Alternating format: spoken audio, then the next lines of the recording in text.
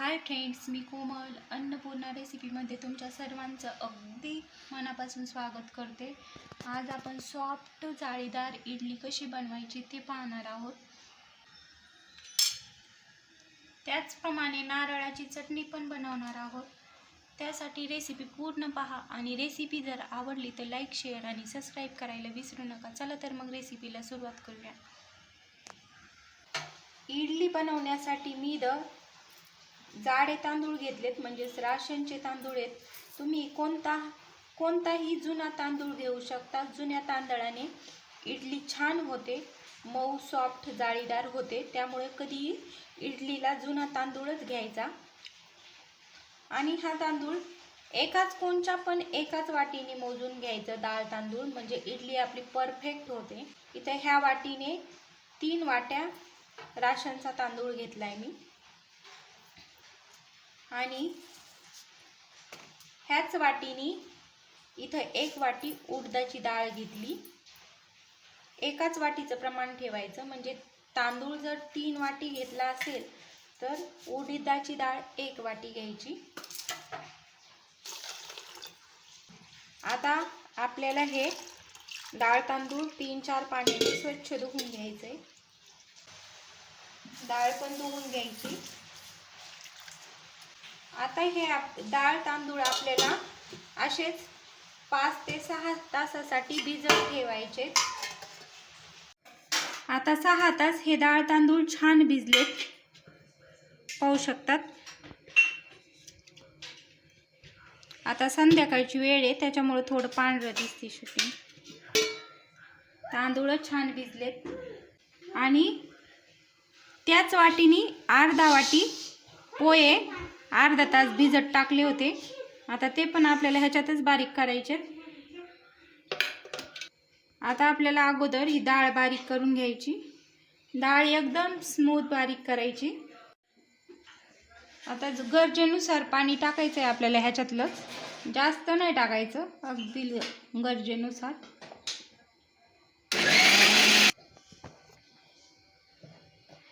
हे पाहू शकतात, एकदम स्मूथ असं बारीक केलंय। आणि भांड मोठंच घ्यायचंय, मी मोठं भांड घेतलंय। ह्याच्यात तांदूळ भिजायला टाकले होते, ते दुसऱ्या भांड्यात काढून घेतले, आणि असं मोठं भांड आता आपल्याला हे बारीक केलेलं मिश्रण काढून घ्यायचंय, कारण पीठ फुगतं। अशा पद्धतीने उडदाची डाळ बारीक करून घेतली। आता त्याच भांड्यात हे तांदूळ आणि थोडे थोडे पोहे टाकून बारीक करून घ्यायचे।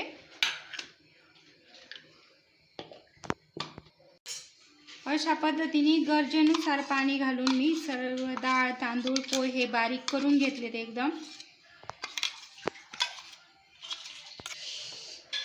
आता ही छान बारीक करून घेतलंय, आणि ही 2-3 मिनिटं असंच हलवून घ्यायचंय आपल्याला। ह्याच्यात काहीच नाही टाकायचं, आता मीठ काही नाही टाकायचं, फक्त असंच मस्त हलवून घ्यायचं, म्हणजे ही छान मिक्स होईल।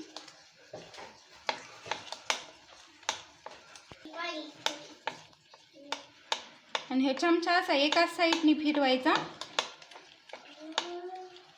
म्हणजे हे छान मिक्स होईल आणि आपले पीठ मस्त जाळीदार होईल। आता हे 2 ते 3 मिनिट छान मिक्स करून घेतलंय, आणि अशा पद्धतीने पाहू शकता, जास्त पातळ नाही, जास्त घट्ट नाही। आता हे आपल्याला रात्रभरासाठी असंच झाकून ठेवायचंय। आता रात्रभर म्हणजेच 12 तास पीठ छान भिजलंय, पाहू शकतात, मस्त भिजलंय, आणि छान जाळी सुद्धा पडली। हे पहा किती छान भिजलंय, फुगलंय पीठ, मस्त जाळी छान पडली। आता आपल्याला जेवढ्या इडल्या करायच्या त्याच्या अंदाजाने पीठ एका पातेल्यात काढून ठेवते।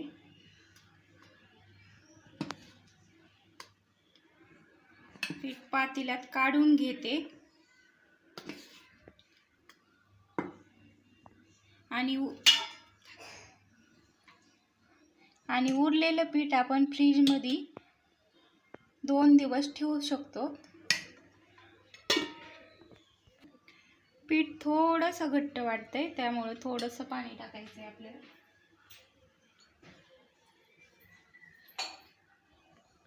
अगदी चमचा 2 चमचा पाणी टाकते.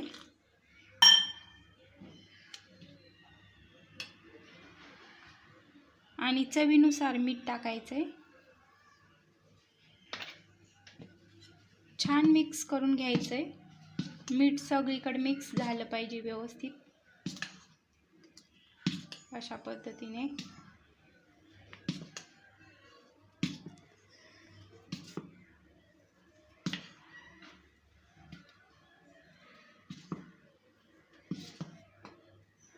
बाबाकडे चाटून हे छान पीठ मिक्स करून घेतले मस्त. आणि इकडे इडली पात्रांना, इकडे इडली प्लेटला तेल लावून घेतले मस्तपैकी, म्हणजे आपली इडली चिकटणार नाही. आणि आता ह्याच्यात थोडं थोडं टाकायचं. जास्त पण गच्च नाही भरायचं, कारण इडली फुगती. अशा पद्धतीने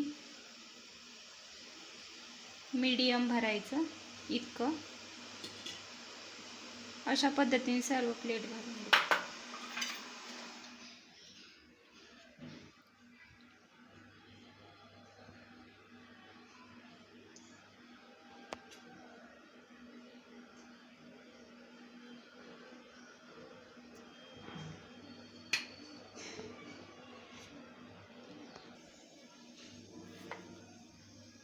इडली प्लेट भरून घेतल्या सर्व.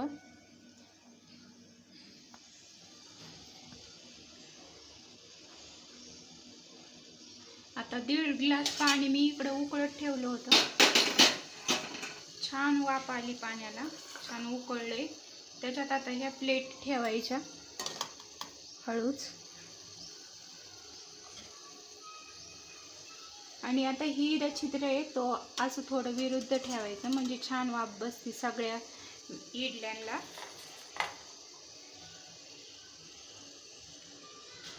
अशा पद्धतीने थोडं तिरकं ठेवायचं दुसऱ्या छिद्राच्या वरती.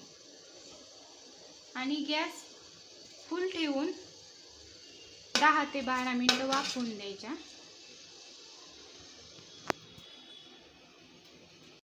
इडली होती आपली तोपर्यंत आपण चटणी करून घेऊ इडलीची. त्यासाठी मी ओला नारळ घेतला, याचा पातळ काप करून 2 वाटी ओला नारळ.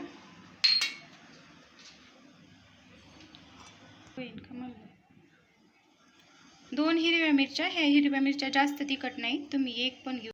अर्धी वाटी भाजलेले शेंगदाणे, अर्धी वाटी फुटाणे साल काढून घेतली. तुम्ही फुटाणे डाळ पण घेऊ शकता.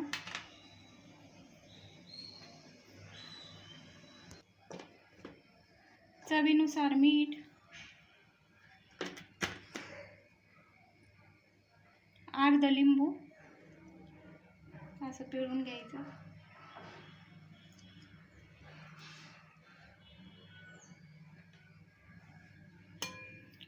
थोडंसं पाणी टाकायचं, अर्धा कप.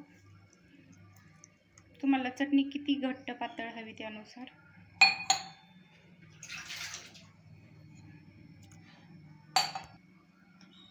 आणि ही वाटून घ्यायचं. आता मी ही छान बारीक करून घेतले. ह्याच्यात परत अर्धा कप पाणी टाकलं होतं. हे अशा पद्धतीने झाले आणि छान बारीक करून घेतलं. आता आपण इडली बघू झाली का आपली. झाकण काढू. छान झाल्यात, मस्त टम्म फुगल्यात. चाकू टोचून पाहायचाय, चाकूला अजिबात चिकटली नाही तर छान झाली म्हणायचं इडली. आता गॅस बंद करू आणि अशी 2-4 मिनिटं ह्याची वाफ निघून देऊ.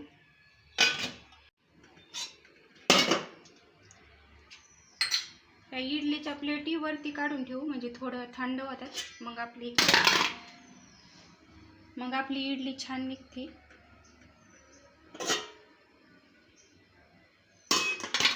अशा पद्धतीने. तोपर्यंत चटणीला तडका देऊन घेऊ. त्यासाठी 2 चमचे तेल टाकले. त्याच्यात चिमूटभर हिंग, चमचाभर मोहरी. ह्याच्यात तुम्ही उडीद डाळ पण टाकू शकतात. मोहरी छान तडतडली कढीपत्ता आणि हा गरम गरम आता चटणीवर ओतायचं आहे तडका. छान टेस्ट होती मग. आणि छान मिक्स करून घ्यायचं लगेच. हवं तर तुम्ही ह्याचे थोडं पाणी टाकू शकतात जर जास्त घट्ट वाटत असेल तर. आणि आपली चटणी तयार आहे. खूप छान लागते.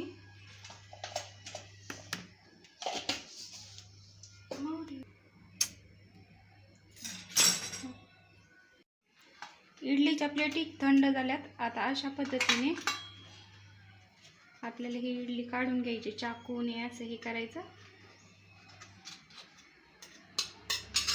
हे पाहू शकतात किती छान झाली जाळीदार. म्हणजे अशाच पद्धतीने काढून घेते सर्व. असं चाकू हे करायचं.